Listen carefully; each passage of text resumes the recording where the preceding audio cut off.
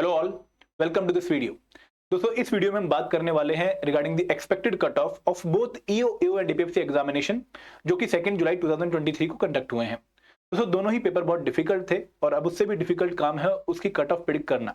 ठीक है, आप में से बहुत सारे बच्चे काफी टाइम से वेट कर रहे हैं कि सर हमें एक्सपेक्टेड कट ऑफ बता दो, क्योंकि पेपर काफी टफ है और हमारे इतने मार्क्स बन रहे हैं तो हम किस पर्टिकुलर स्कोर पे माने कि हमारे इंटरव्यू के कॉल आने के चांसेस हैं। दोस्तों यहाँ पर मैं कुछ पैरामीटर के बेसिस पे ही आपको बताऊंगा कि कट ऑफ क्या है। आप में से कुछ लोग शायद उस कट ऑफ से एग्री ना करें, बट आप अपने व्यूज रख सकते हैं कमेंट सेक्शन में। और दोस्तों ये जो कट ऑफ मैं बताने वाला हूँ एक टेंटेटिव नंबर है, मतलब ये नंबर वो नंबर है कि अगर किसी बच्चे के इस नंबर से ऊपर मार्क्स बन रहे हैं तो उसको इंटरव्यू की तैयारी स्टार्ट कर देनी चाहिए, क्योंकि देयर इज अ प्रोबेबिलिटी कि उसको फिर इंटरव्यू की कॉल आ जाए। तो वो टाइम वेस्ट ना करिए सोच के कि यार फाइनल कट ऑफ के बाद ही मैं जो है इंटरव्यू की तैयारी शुरू करूंगा। तो यहां पर जिन पैरामीटर के बेसिस पे मैं आपको कट ऑफ प्रिडिक्ट करके बताने वाला हूं, उनमें सबसे इंपॉर्टेंट और सबसे पहला पैरामीटर है the difficulty level of the examination, कि भाई पेपर कितना डिफिकल्ट था। और इस पर्टिकुलर पैरामीटर पर तो हमारे दोनों ही एग्जाम जो है एकदम खरे उतरते हैं। ईओ एओ बहुत टफ एग्जाम था दोस्तों। अगर मैं पिछले 2017 और 21 के पेपर से कंपेयर करूं तो ईओ एओ का डिफिकल्टी लेवल लास्ट 2 बार के ईओ एग्जाम के पेपर से वाज वेरी वेरी हाई। और अगर मैं एपीएफसी एग्जाम की बात करूं तो एपीएफसी एग्जाम तो हमारा 2015 में हुआ था। ठीक है, उस टाइम भी पेपर टफ था और इस बार भी पेपर उससे भी टफ आया है। तो दोनों ही एग्जाम टफ थे और सरप्राइजिंगली जो ईओ एग्जाम था हम एक्सपेक्ट कर रहे थे कि भाई एपीएफसी के कंपैरिजन में थोड़ा वो इजी देखने को मिलेगा, बट ऐसा कोई भी डिफरेंस हमें पेपर में देखने को नहीं मिला। दोनों ही पेपर एक इक्वल लेवल पे हमें देखने को मिले, दोनों का ही डिफिकल्टी लेवल काफी हाई था। हम ये नहीं कह सकते देख के कि भाई कौन सा ईओ का पेपर है और कौन सा एपीएफसी का पेपर है, क्योंकि दोनों ही पेपर में हमें सेम टाइप के सेम डिफिकल्टी लेवल के क्वेश्चन देखने को मिल रहे थे। तो यहाँ पर डिफिकल्टी लेवल दोनों एग्जाम्स का पिछले बारों के कंपैरिजन में काफी हाई रहा है।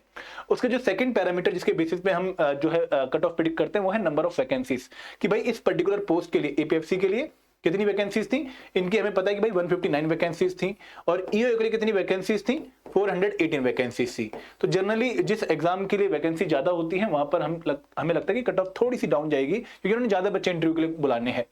और तीसरा parameter again a very important parameter जिसके बेसिस पे हम कट ऑफ प्रिडिक्ट करते हैं कि नंबर ऑफ एस्पिरेंट्स कितने एग्जाम देने गए। ये वो एस्पिरेंट नहीं जिन्होंने फॉर्म भरा, एग्जाम सेंटर पे उस पर्टिकुलर दिन पे कितने लोग आए। तो यहाँ पर दोस्तों जो अटेंडेंस है वो काफी कम रही ईओ एग्जाम और एपीएफसी एग्जाम दोनों में ही। ठीक है, अगर मैं चंडीगढ़ सेंटर की बात करूं तो चंडीगढ़ में लगभग 78,000 बच्चों ने जो है एग्जाम के लिए जो है अप्लाई किया था और उनका सेंटर चंडीगढ़ में बना था, और उनमें से अराउंड 24,000 बच्चे ही एग्जाम देने आए। तो बहुत कम बच्चे एग्जाम देने आए। चंडीगढ़ की परसेंटेज तो 30 से भी कम है, लेकिन अगर हम ओवरऑल बात करें तो कुछ ओवरऑल जनरलाइजेशन के बेसिस पे 35 to 40% जो है अटेंडेंस गई है। मतलब जितने बच्चों ने फॉर्म फिल किया उसमें से सिर्फ 40% बच्चे ही एग्जाम देने पहुंचे। तो ये नंबर फिर आपको एक जो है एक रिस्पाइट प्रोवाइड कर रहा है कि कंपटीशन थोड़ा सा कम हो गया। ठीक है, अब इन तीनों पैरामीटर के बेसिस पे अगर मुझे एक नंबर आपको बताना है कि यार ये नंबर है, अगर इतने नंबर से ऊपर आपके मार्क्स बन रहे हैं तो आपको जो है इंटरव्यू की तैयारी स्टार्ट कर देनी चाहिए, you are into the race. तो वो नंबर सबसे पहले मैं आपको बताता हूं for the EO AO examination.